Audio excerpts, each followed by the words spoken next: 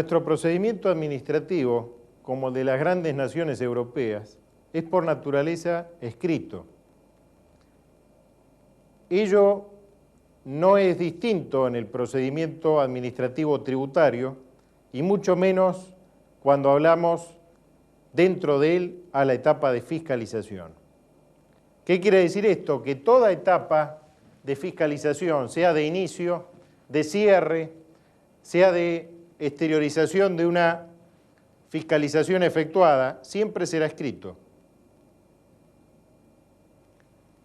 ¿Por qué? Porque tengamos siempre presente que todas las formalidades que el procedimiento administrativo establece son para garantizar los derechos del contribuyente. ¿Cómo se exteriorizan las inspecciones? A través de actas. ¿Qué es un acta?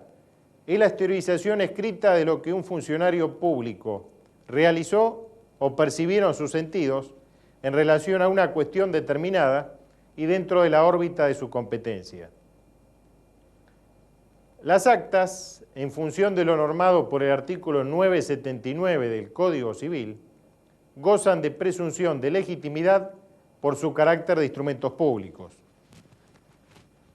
La presunción de legitimidad implica que quien alegue la falsedad de un acta o de los hechos en ella vertidos será quien deba demostrar lo que está afirmando. ¿Qué quiere decir esto? En esta acta se han hecho constar hechos, toma de información, ciertas actitudes. Si yo interpreto o creo tener razón de considerar esta acta como falsa, soy yo el que tiene que demostrar que lo que aquí he escrito no se corresponde con la realidad. Dentro de la 11.683 nos encontramos tres tipos de actas: de inspección, de notificación, de comprobación. Hoy nos interesa la de inspección, pero al mismo tiempo señalamos que más allá de los otros dos tipos de la 11.683, el personal de la AFIP, en uso de sus facultades legítimas, puede elaborar otros tipos de actas para situaciones particulares, como ser allanamientos, toma de vista de expedientes, entrega de documentación, etc., rigiendo en cada una de ellas la supletoriedad que en orden a su naturaleza le corresponda. Siendo el acta de inspección, como toda otra acta de la 11.683, un acto administrativo en los términos de la 19.549, para su análisis debemos tener en cuenta tanto las normas de la 11.683 como las normas de aplicación supletoria de la ley 19.549. Hemos visto seguramente muchas inspecciones en las cuales no se labran actas, o se labran después, o ya se traen labradas para que el contribuyente firme. No es una actitud debida, aunque ocurra. El organismo fiscal en 1997 emitió una instrucción interna que pasó a ser pública por la propaganda gremial, en la cual le recordaba a los señores inspectores la obligatoriedad de labrar actas. Pero bueno, ¿de dónde surge la obligatoriedad de labrar actas? ¿De la Instrucción General de la AFIP? No. De la 11.683, en su artículo 35, el cual ya mismo le reproduzco en pantalla.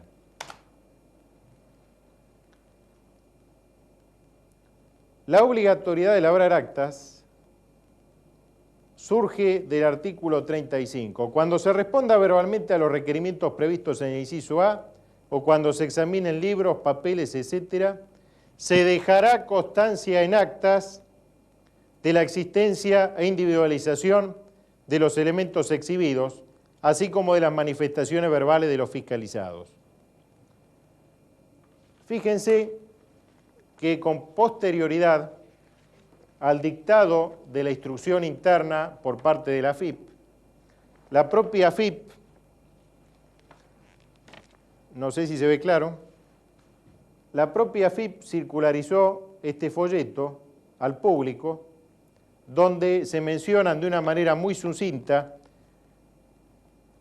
los derechos y los deberes, tanto del contribuyente como del fisco. Entre los deberes, la AFIP recuerda dejar constancia en actas de los distintos pasos que se realicen durante la fiscalización. Lo único que hizo la AFIP es redactar en un lenguaje popular, accesible, compacto, lo que ya hemos visto que la ley dice. Pero bueno, no ha sido esta la apreciación que han tenido las autoridades gremiales del organismo fiscal. Ahora vamos a ver en pantalla un modelo de acta donde podemos ver las marcas de seguridad que el mismo representa. Fíjense que en el margen superior derecho de la pantalla tenemos una numeración. Esa numeración, en su primer campo, en este caso 024, referencia a la dependencia interna de la AFIP que emitió esta acta. Y el resto hace a un número correlativo de control por parte de los sectores de auditoría interna del organismo. Este formulario, que se denomina F8400, según vemos en pantalla, es impreso en papel moneda con marcas de agua, con el objetivo de controlar que no se saquen fotocopias, que no se hagan copias apócrifas del mismo, desvirtuando las inspecciones que se realizan. Al mismo tiempo, los requerimientos que se efectúan tienen esas mismas características: marca de agua, prenumeración, como ya mismo les estoy mostrando. Lo que ahora vemos en pantalla es un formulario de requerimiento de información. Tiene los mismos mecanismos de contralor formal que las actas, dado que, fíjense en el extremo superior derecho, numeración de dos campos, siendo la primera la que se refiere a la dependencia que lo emite, la segunda de contralor interno del organismo. Ellas están sobre la leyenda de dónde va a originar triplicado o duplicado, así como las actas, también está impreso en papel moneda y con marcas de agua. Bien. Ahora vamos a referenciar brevemente lo que ya anticipé. Hemos visto la obligatoriedad de labrar actas que surge del artículo 35. Hemos visto el folleto que hizo circular la propia AFIP, recordando la obligatoriedad de labrar actas. Mucha gente se enteró de que existía esa instrucción interna, la Instrucción General 12/97, no porque el propio organismo la haya publicitado. El organismo lo que hizo fue impartir una directiva general a su personal. Recuérdense de aplicar el artículo 35, inciso C, entre otras cosas. Pero al mismo tiempo, el gremio, en una actitud, no sé con qué objetivo, interpretó como que la instrucción general era la que disponía la obligatoriedad de labrar actas. Hemos visto que no es así. Tal es así que el público ajeno al accionar fiscal se enteró de esa instrucción general, pues personal del gremio ha repartido en lugares públicos un volante que a continuación reproduzco en pantalla, que dice Instrucción General 12/97, el cazador casado. Dentro de este formulario, o este volante, aparece una especie de ridiculización de aquella disposición de la instrucción que decía dejar constancia en acta de cada visita o entrevista con los contribuyentes inspeccionados. Tarea desarrollada, domicilio, fecha de inicio, hora de inicio y cierre, etc. Lamentablemente, si bien yo creo que ha habido sanas intenciones detrás de este panfleto, lamento que no se ajuste a la realidad de la ley. Ya hemos visto en pantalla la transcripción del artículo 35. El artículo 35 obliga, y si bien acá no se está haciendo una defensa de ninguno de los dos sectores involucrados en la relación fisco-contribuyente, o fisco y gremio que los agrupa, el fisco de criticar tendría que haber criticado al legislador,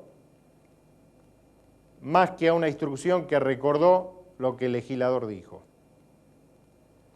Pero bueno, más allá de la cuestión de planteos o de respuestas, ¿cuáles son los contenidos mínimos de un acta de inspección? Si bien la 11683 no lo menciona taxativamente, de los propios procedimientos que rigen el accionar administrativo, de la supletoriedad de las normas y de las garantías del contribuyente y, en cierta forma, también del fisco, podemos esbozar, sumando a ello lo que la jurisprudencia dijo, los siguientes requisitos o el contenido mínimo de un acta de inspección. Si me permiten.